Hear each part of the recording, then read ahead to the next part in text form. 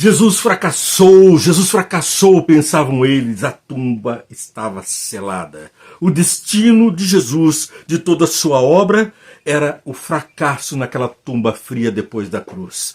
Satanás estava feliz, pois gritara, crucifica-o, mata-o, e agora estava Jesus na tumba, selada, para que não houvesse meios de que ele saísse de lá.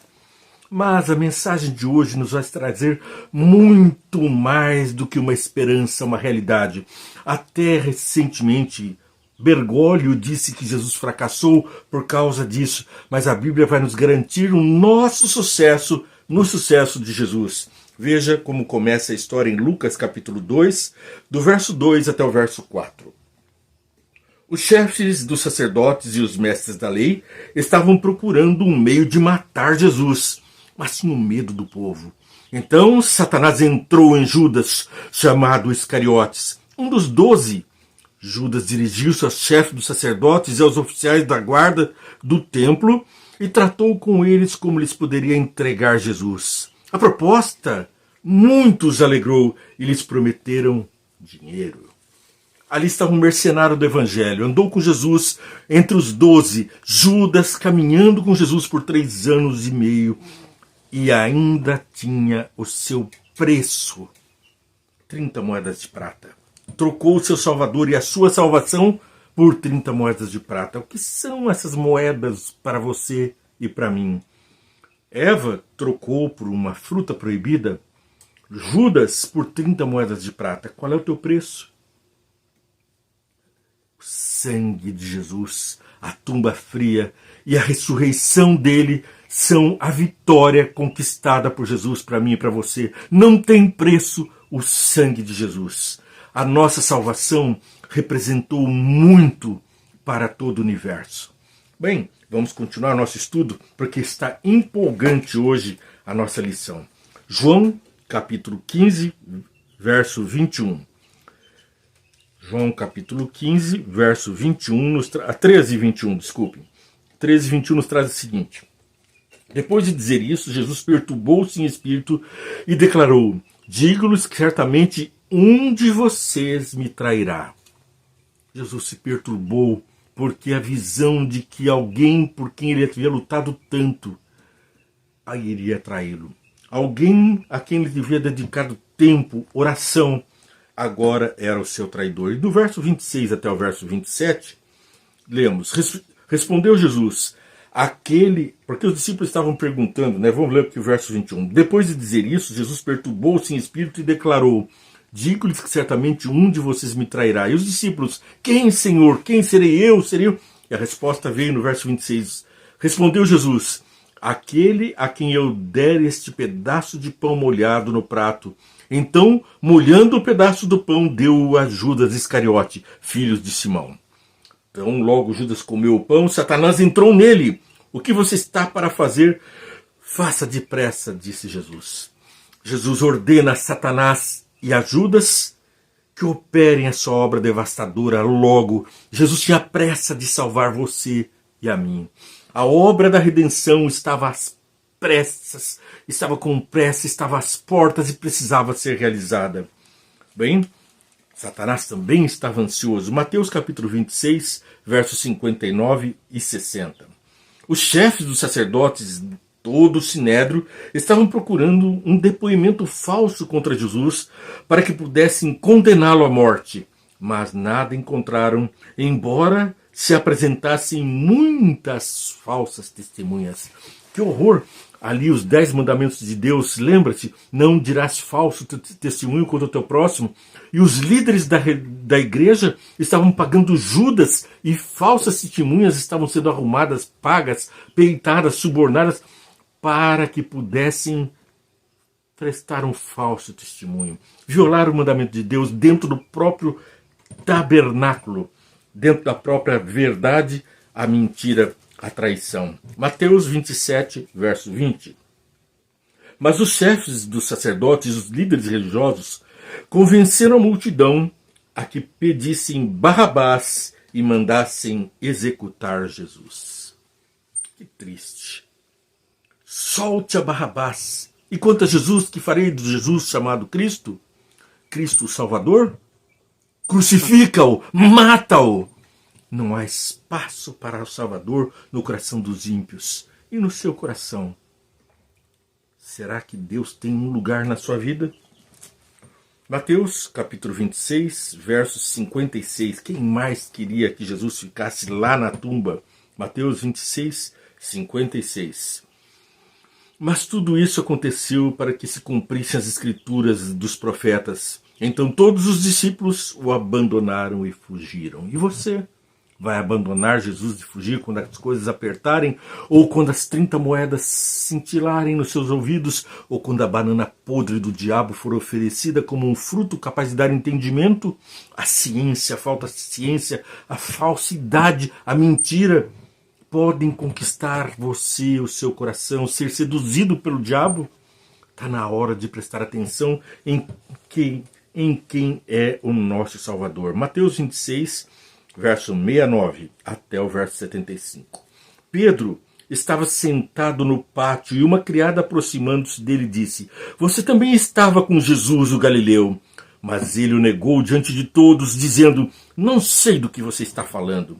Depois saiu em direção à porta, onde outra criada ouviu e disse aos que estavam ali: Este homem estava com Jesus o Nazareno.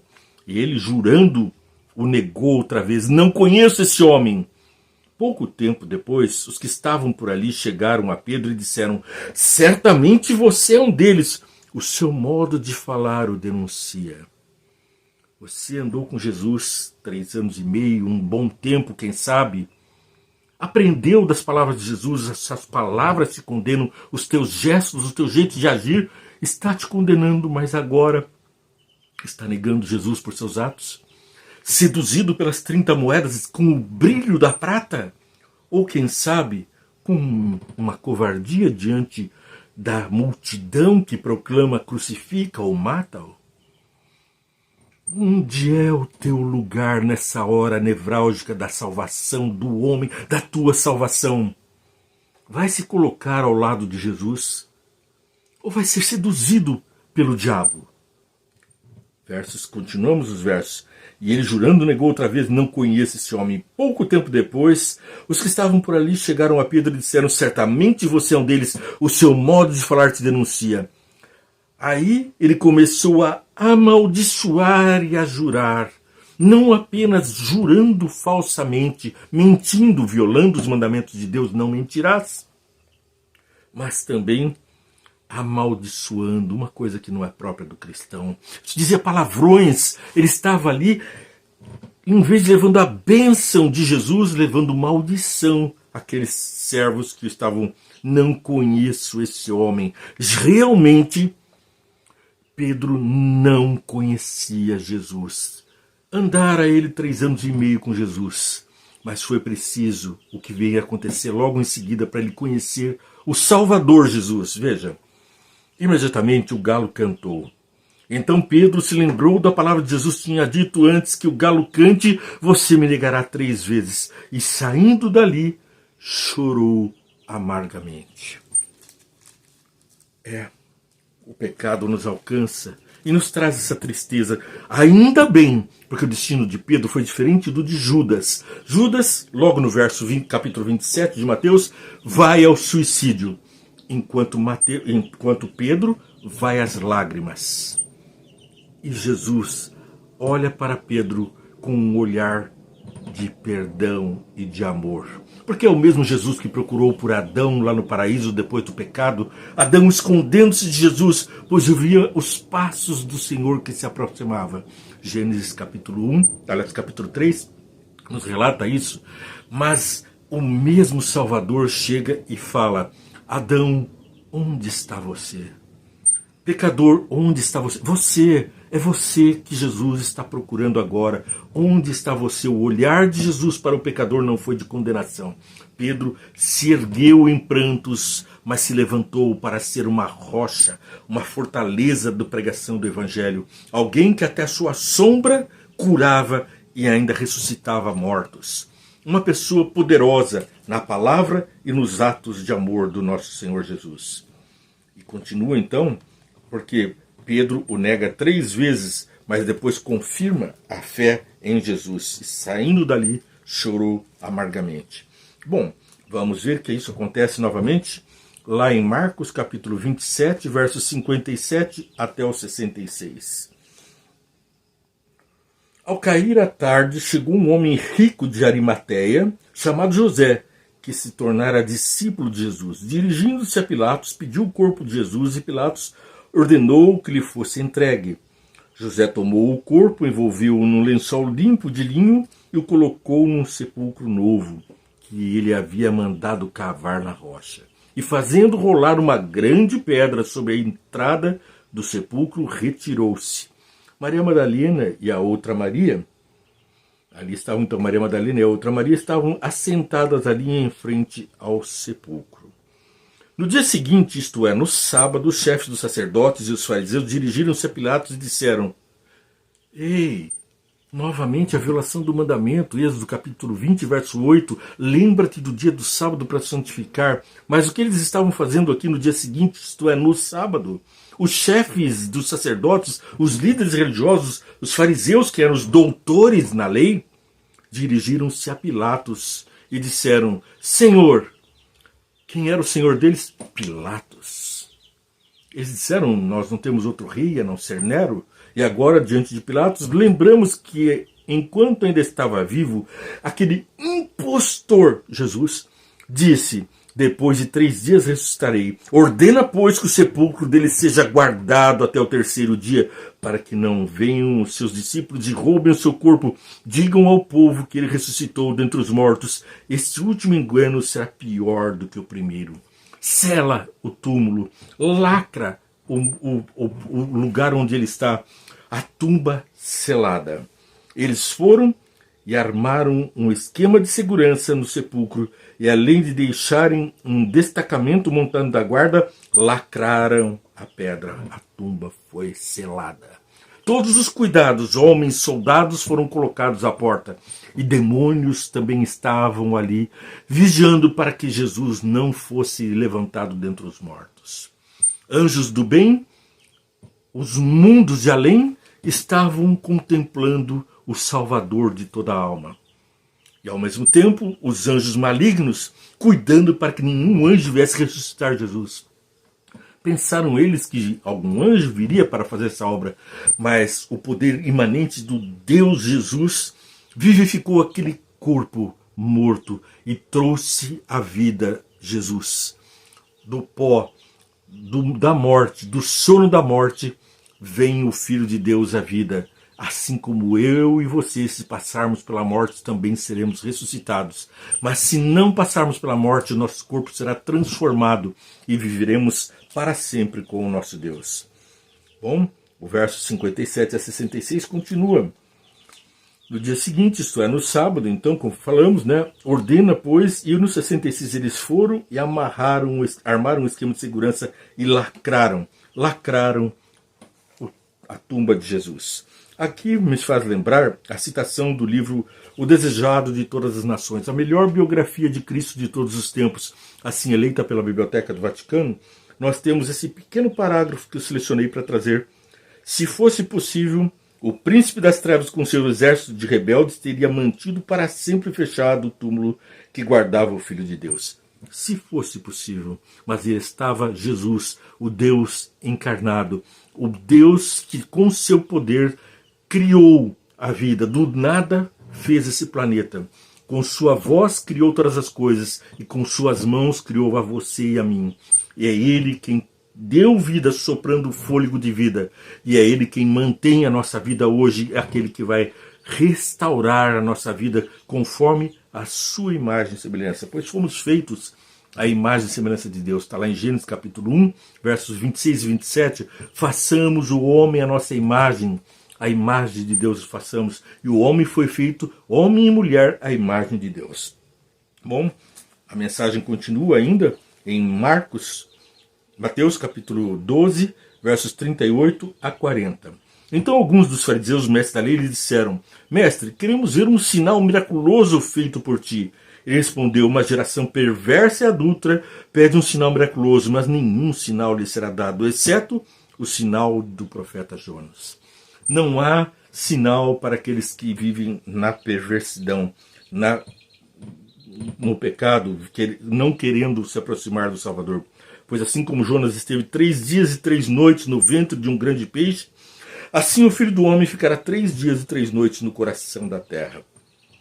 3 dias e 3 noites. Nós temos que computar aqui como os judeus computavam e como nós também usamos muitas vezes computar. Não são 3 dias de 24 horas cada um, mas passamos por um dia, pelo segundo dia, pelo terceiro dia, um pedaço da sexta, o sábado e um pedaço da madrugada no domingo. E então se completaram aí o ciclo dos 3 dias. Jesus esteve sepultado, portanto, por 3 dias, cumprindo a profecia. Embora morto às 3 horas da tarde, às 15 horas na sexta-feira, ele ressuscitou na madrugada de domingo, logo bem antes do raiar do sol, mas ali se completava no costume judeu de contando, bastava ter 1 hora do dia passado que se contava como se fosse um dia. Nós também temos esse costume. Passamos tantos dias em visita a tal lugar. Na verdade, contamos o dia que chegamos, ainda que seja de tardezinha, o outro dia e às vezes um pedaço do outro dia. Assim também é a contagem do tempo no hebraico, lá no tempo de Jesus. Mateus capítulo 16, verso 21. Então foi cumprida a profecia. Desde aquele momento, Jesus começou a explicar aos seus discípulos que era necessário que ele fosse para Jerusalém e sofresse muitas coisas nas mãos dos líderes religiosos, dos chefes dos sacerdotes e dos mestres da lei, e fosse morto e ressuscitasse no terceiro dia. De novo, os líderes religiosos, em vez de levar o povo ao conhecimento de Deus, estavam crucificando, mantendo morto, mantendo segregado, pondo guarda para que ninguém percebesse que ele era o Filho de Deus.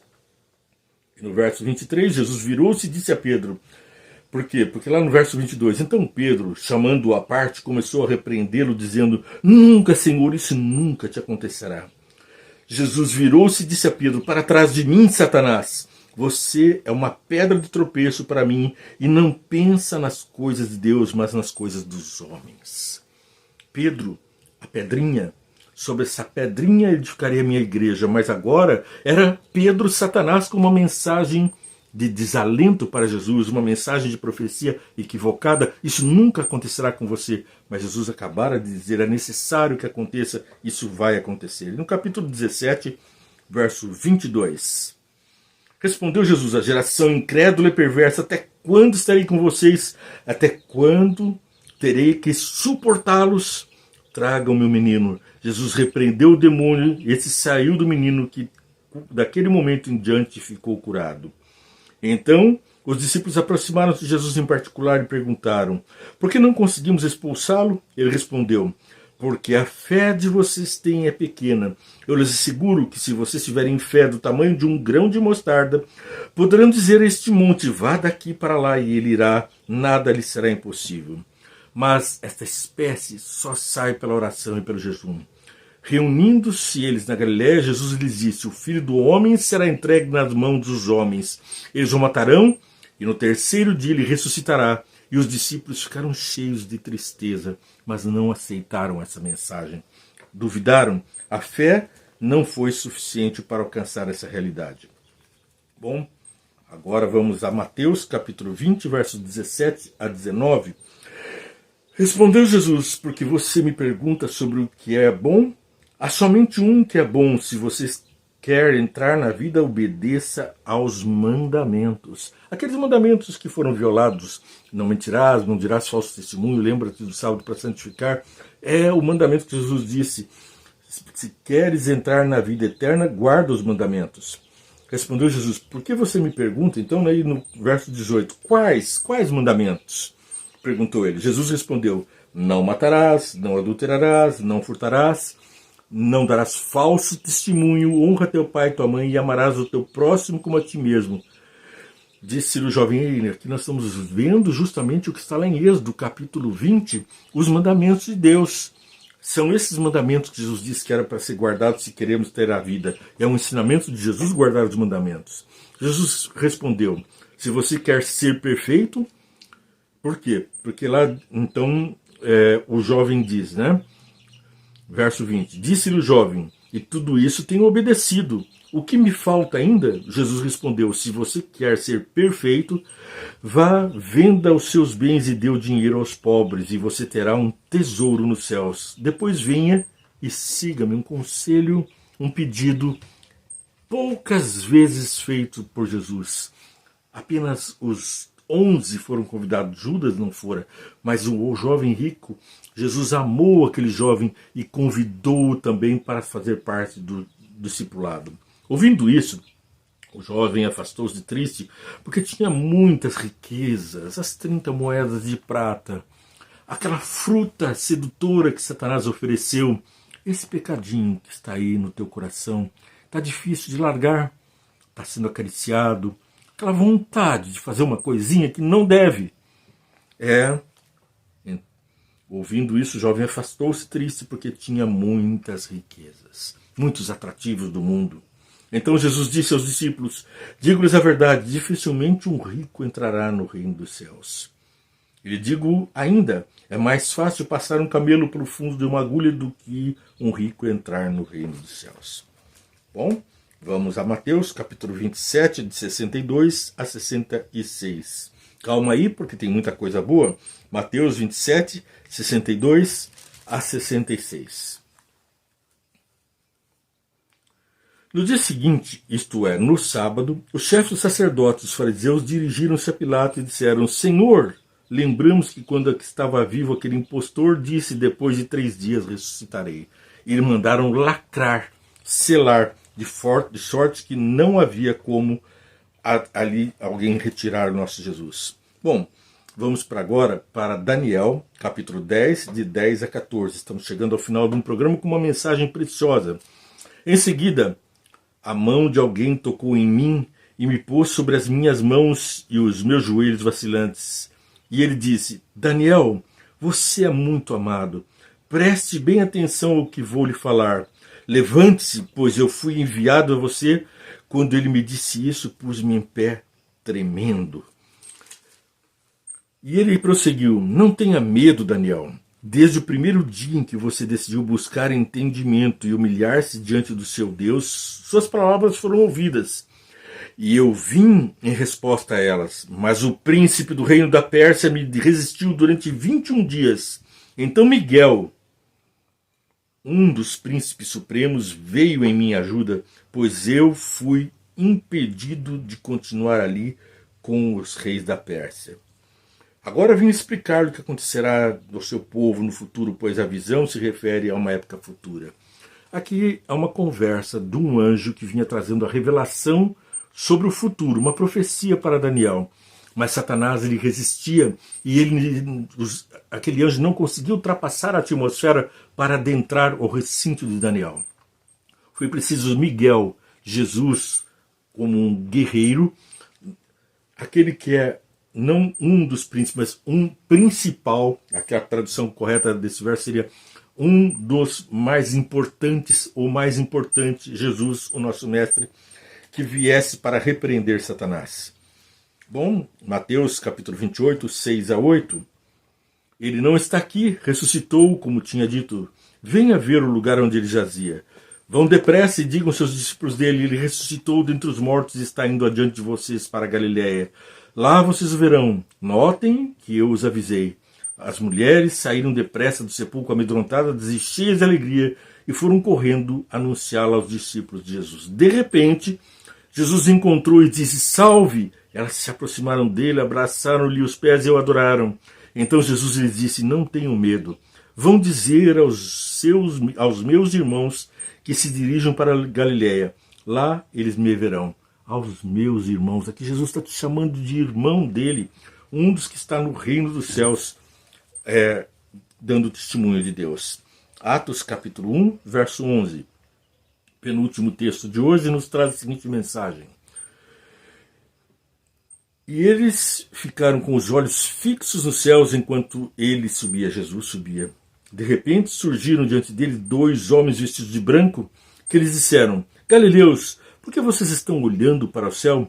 Esse mesmo Jesus que dentre vós foi levado aos céus, voltará da mesma forma como o viram subir. Jesus virá de uma maneira pública, notória, todo olho verá. Não virá na clandestinidade.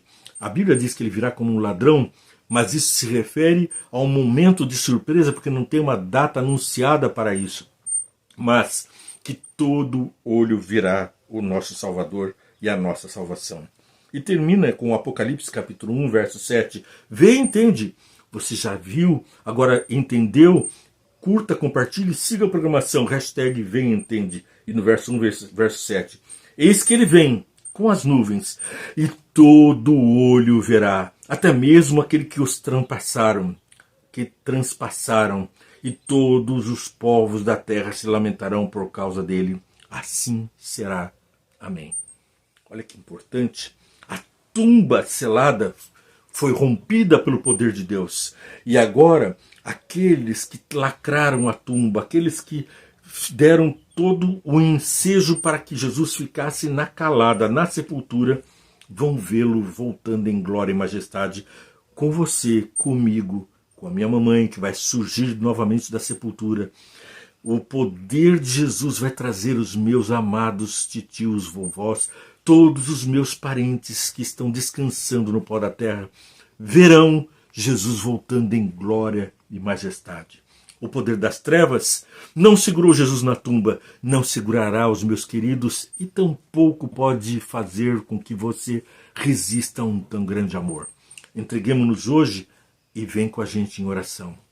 Pai querido, abrimos a Tua palavra, lemos, nos convencemos e nos convertemos, pedindo que o Senhor aumente a nossa fé, limpe o nosso coração, tire os desejos, que nós não nos prostituamos por qualquer bagatela que o diabo ofereça, rompamos com as barreiras do mal para alcançarmos as obras de guardar os seus mandamentos e viver contigo no paraíso, porque é pela graça que fomos salvos, salvos também do pecado hoje.